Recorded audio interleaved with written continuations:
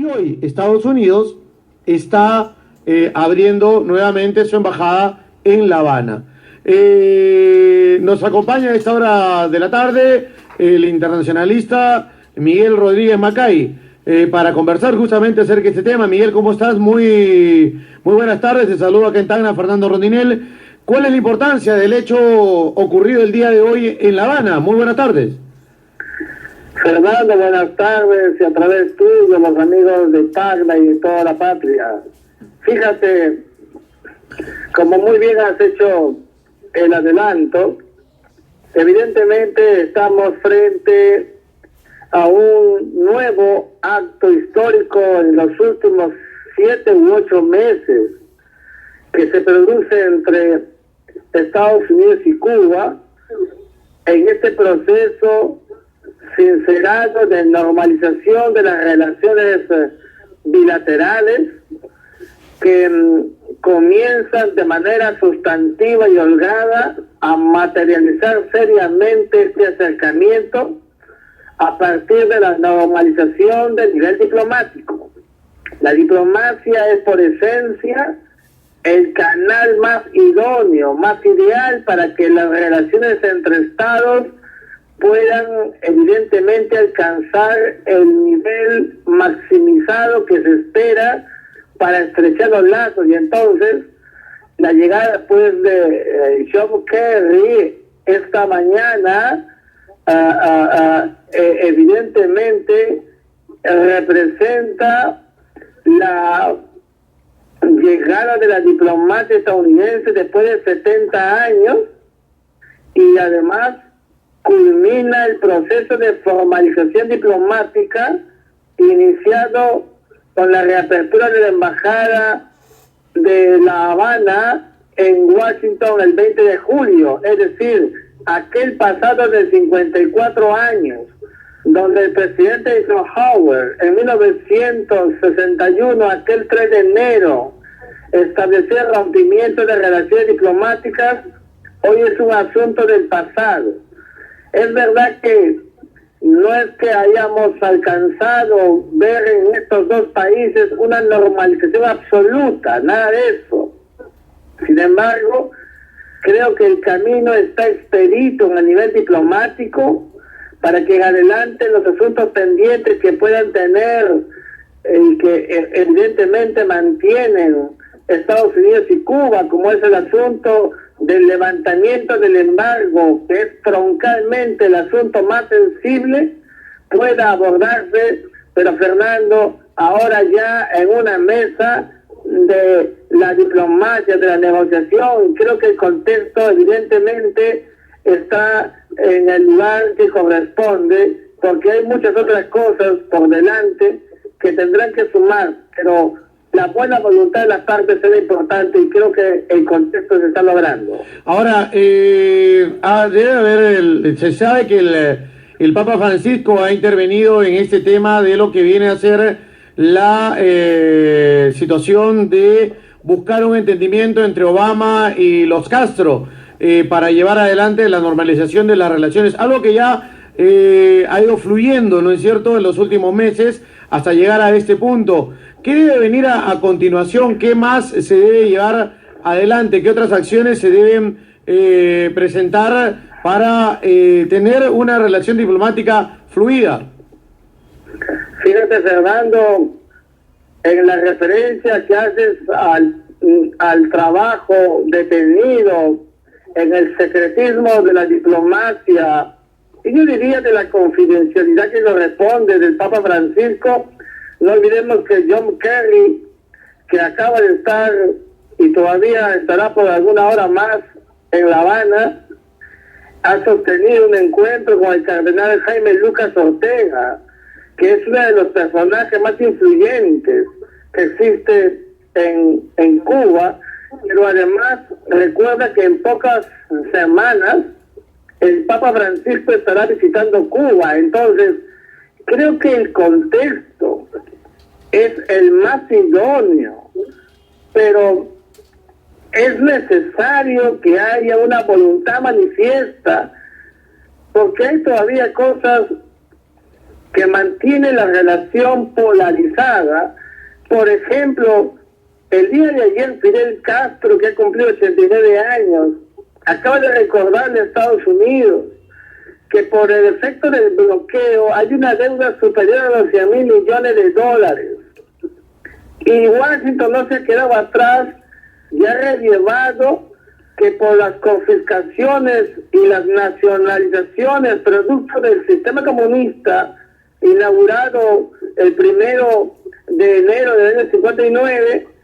evidentemente son alrededor de 7 mil millones de dólares que tendría que devolver la isla a los empresarios estadounidenses. Estamos frente a todavía un asunto pendiente que tendrá que ser superado con el diálogo. Pero además de ello está otro tema que, si bien es cierto,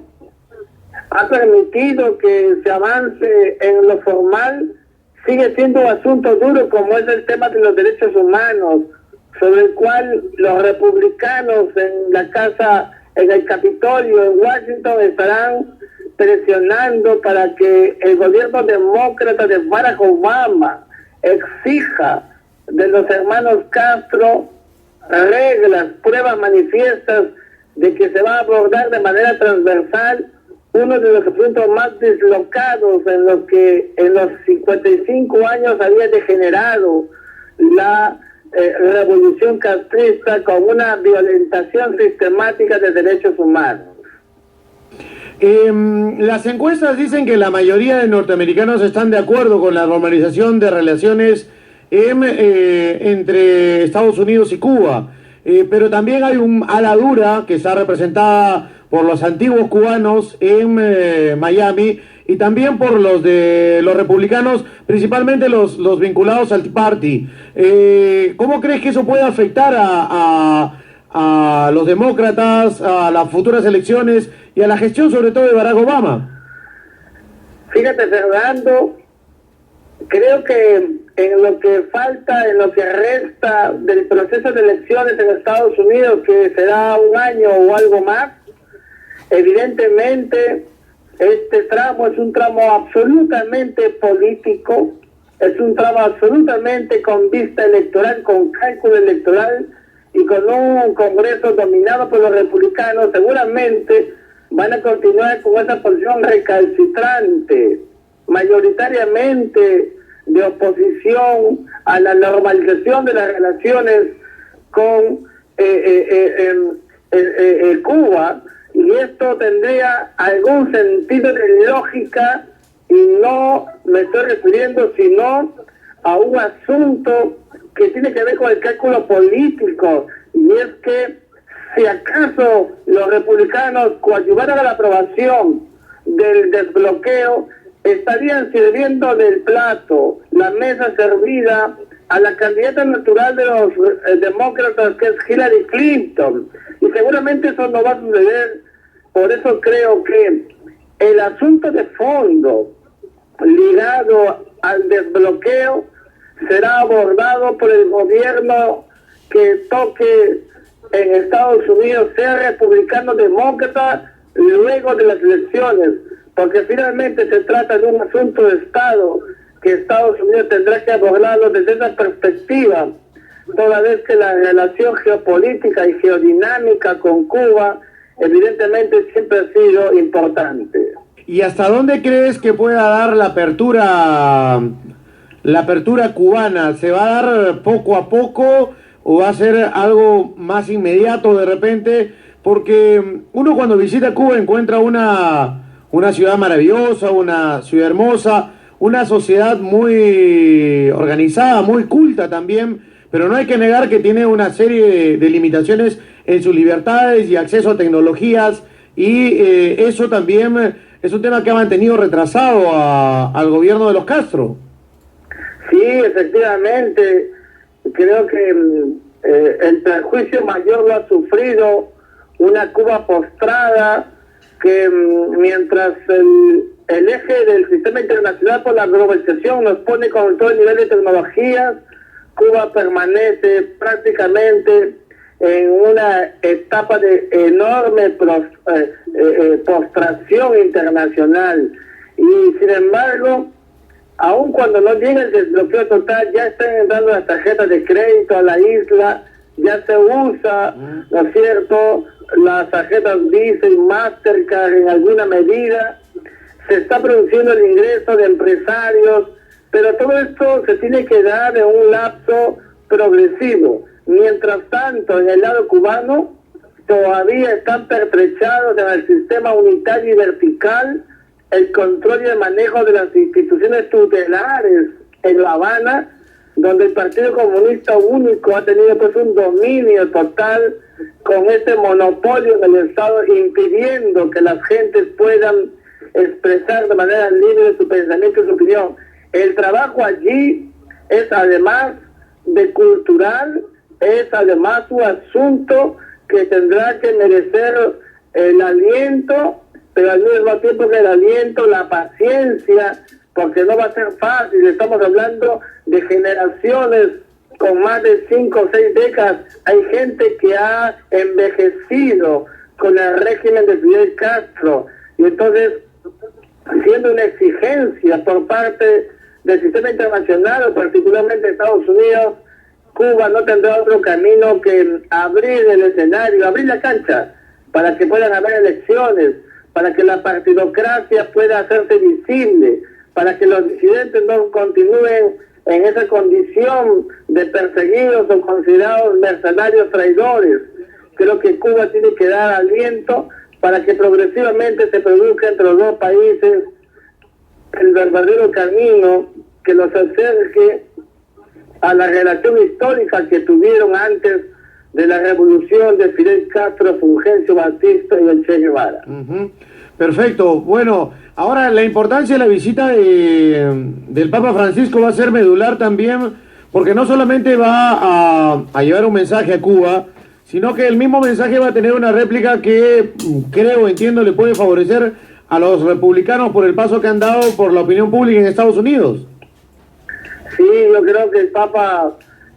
Francisco sabe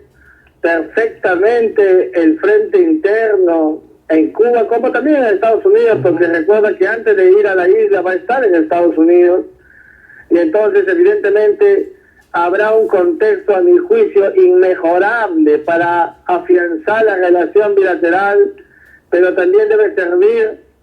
con una tónica que seguramente lo dirá con sus propias palabras Francisco, pero en el mismo eje de pensamiento que dijo Juan Pablo II en 1998, cuando también visitó la isla y dijo que Cuba se abra al mundo y que el mundo se abra a Cuba. Y creo que Cuba se está abriendo al mundo con este proceso de apertura que tiene que, repito, sincerar los procesos hacia adelante. Esperemos que esta voluntad manifiesta se siga materializando, porque hay que decirlo, Cuba está en un nivel de colapso económico. Se ha tenido que aumentar trimestralmente el ingreso de los disidentes o de los cubanos residentes en las costas de Florida, de 500 a 2.000 dólares, para que con esas remesas puedan coadyuvar al solventar el maniatado proceso económico que soporta la isla. Entonces, todavía hay mucho que trabajar, el contexto está dado, se acaba de culminar el segundo paso histórico de la reanudación de las embajadas, todavía en el nivel de encargado de negocios, pero ya con embajadas, que significa, en otras palabras, Fernando, que los países dejaron de ser enemigos técnicamente, que dejaron de ser adversarios para convertirse en países vecinos, como cuando dos vecinos dejaron de ser enemistados y uno le abre la puerta de la casa al otro para que recíprocamente entablen la vecindad que corresponde, dado que siempre estarán evidentemente en esa condición de vecinos. Miguel, gracias por acompañarnos esta tarde. Encantado de estar con ustedes. Buenas tardes. Muy buenas tardes. Miguel Rodríguez Macay nos acompañaba el día de hoy, internacionalista. La importancia del hecho...